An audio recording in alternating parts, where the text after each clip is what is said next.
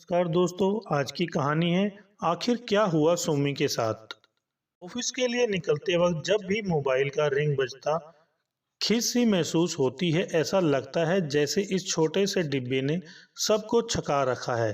सारे फुर्सत के क्षण और प्राइवेसी छीन रखी है। कभी भी किसी भी वक्त बज उठता है।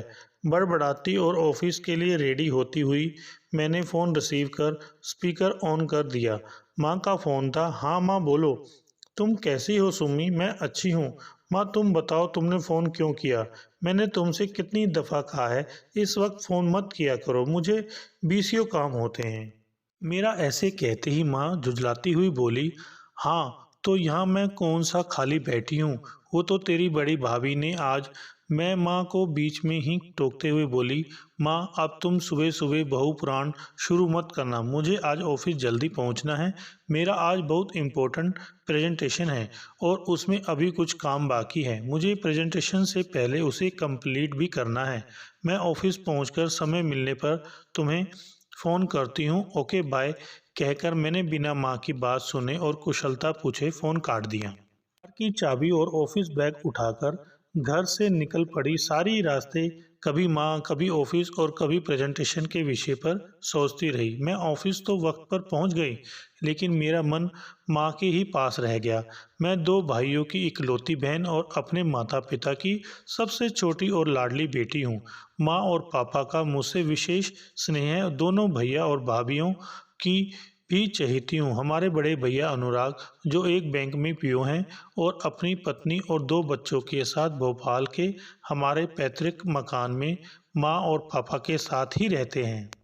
बड़ी भाभी शिखा होम मैनेजर है, लेकिन बेचारी कुछ भी मैनेज नहीं कर सकती। सारा मैनेजमेंट माँ के हाथों में है। वैसे भाभी स्वभाव की बहुत अच्छी है, घर पर सभी का ध्यान रखती हैं, माँ के कहे अनुसार ही सारे काम करती हैं। लेकिन माँ और भाभी की कभी बनी ही नहीं।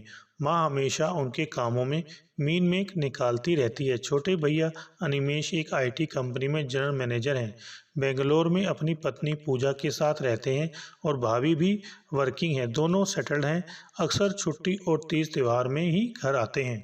माँ की छोटी भाभी से खूब पटती है। कहते हैं ना, दूर के ढोल सुहाने होते हैं। वैसे तो माँ के लिए सभी बच्चे एक समान होते हैं, क्योंकि माँ तो माँ ही होती है। लेकिन हर माँ को अपनी बेटियों से अत्यधिक प्रेम होता है, इसलिए माँ सबसे ज़्यादा जान मुझ पर ही छिड़कती है। एक दिन बात ना हो तो पूरा घर सर पर उठा लेती है, या यूँ समझ लीजिए जब तक वो मुझे घर की एक एक बात की खबर रोज़ नहीं दे देती, उन्हें चैन नहीं पड़ता।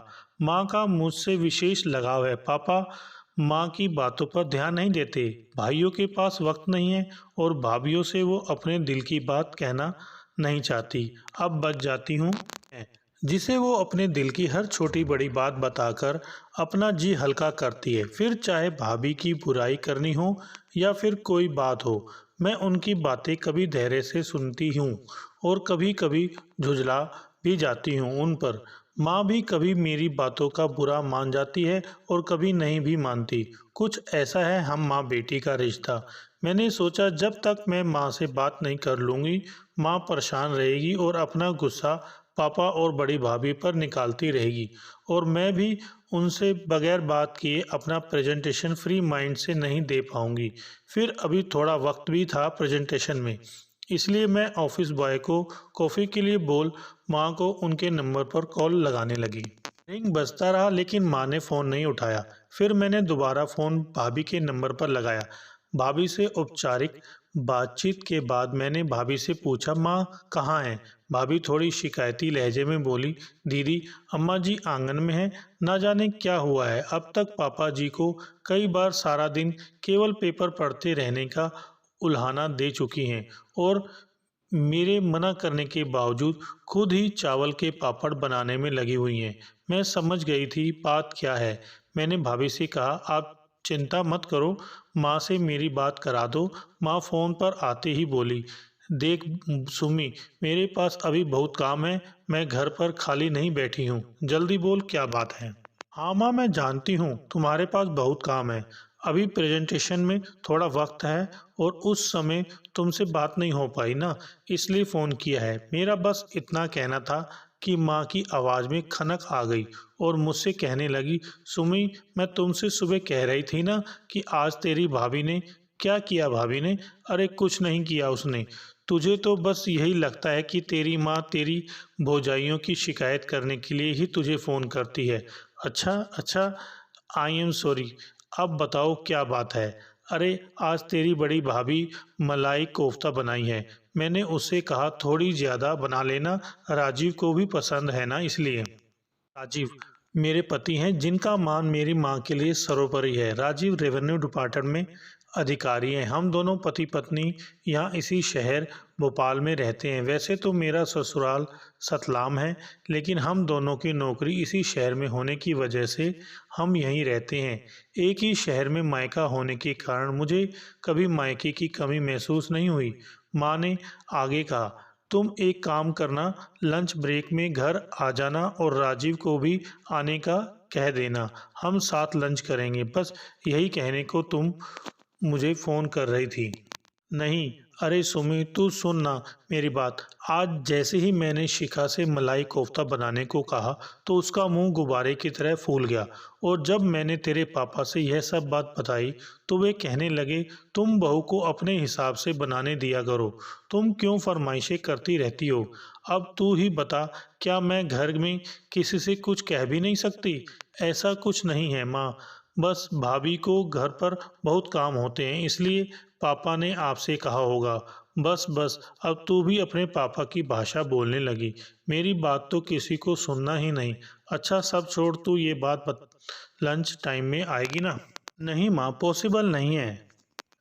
प्रेजेंटेशन खत्म होते होते समय लग जाएगा, लेकिन शाम को पक्का मैं और राजीव घर आते हैं। रात का खाना हम सबके साथ ही खाएंगे। आप अपना ध्यान रखना और पापा से ज़्यादा कुछ मत कहना। तुम बोलती ज़्यादा हो, इतना कह मैंने फ़ोन रख दिया। मैं सोचने लगी, भरा पूरा परिवार है, घर पर किसी चीज़ की कमी नहीं, लेकिन माँ और बड़ी भाभी की ना जाने क्यों नहीं पड़ती।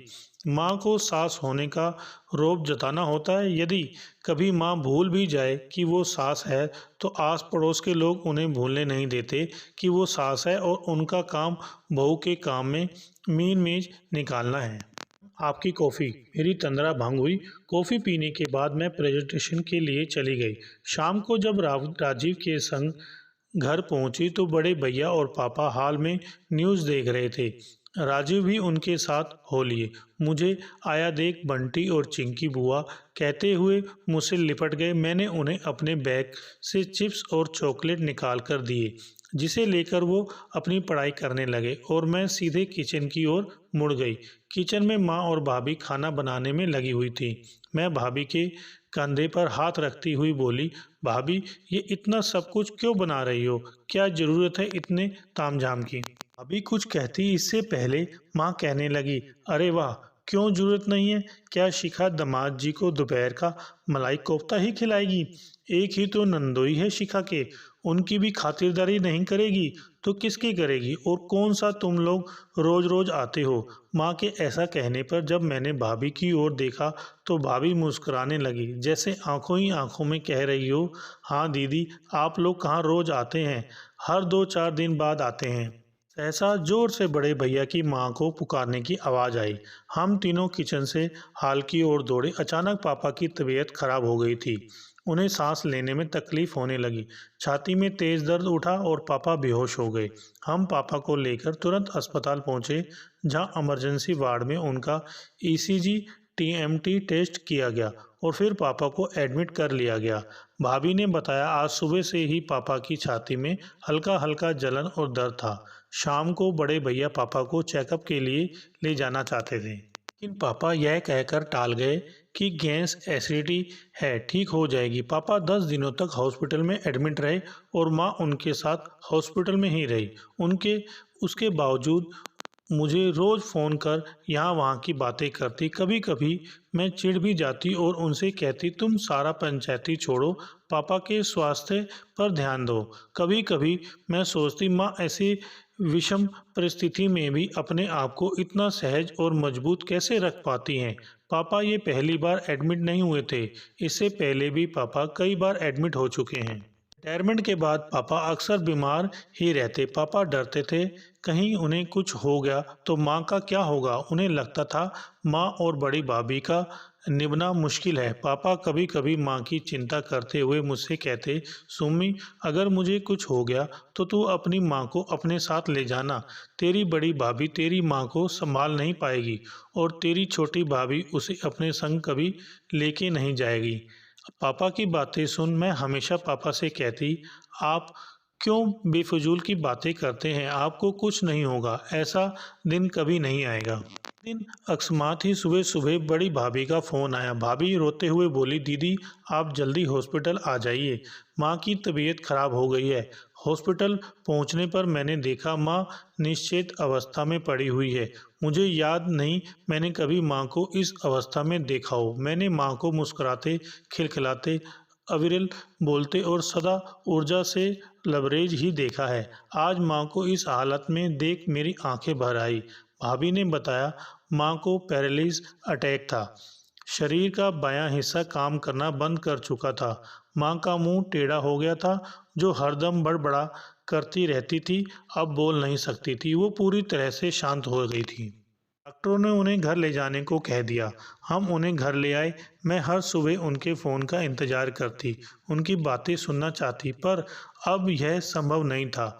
दिन बीतते चले गए, कैलेंडर के पन्ने बदलते रहे, साल दर साल गुजर गए, लेकिन ना माँ ठीक हुई, ना दोबारा कुछ बोली। और एक दिन माँ हम सबको छोड़कर हमेशा के लिए पंचतत्व में विलीन हो गई।